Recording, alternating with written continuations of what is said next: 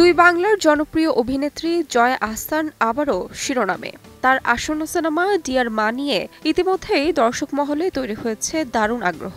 অনিরুদ্ধ রায় চৌধুরী পরিচালিত এই সিনেমাটির ট্রেলার মুক্তি পেয়েছে সম্প্রতি, যা নিয়ে জোর আলোচনা শুরু হয়েছে দুই বাংলার সিনেপ্রেমীদের মাঝে।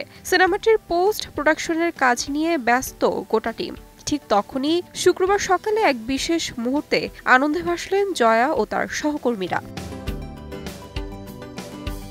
বলিউডের কিংবদন্তি অভিনেতা অমিতাভ বচ্চন এদিন নিজের সোশ্যাল মিডিয়ায় শেয়ার করেন ডিয়ার মা সিনেমার ট্রেলার। শুধু ট্রেলার শেয়ার করেই থেমে থাকেননি তিনি।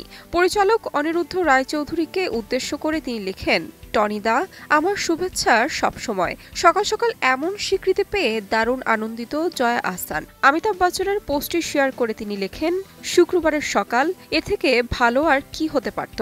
আপনার আশীর্বাদের জন্য অনেক ধন্যবাদ।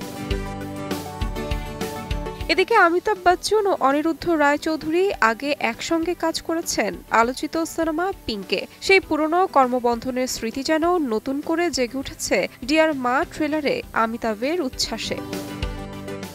তাহমিনা তন্নি, সময় সংবাদ।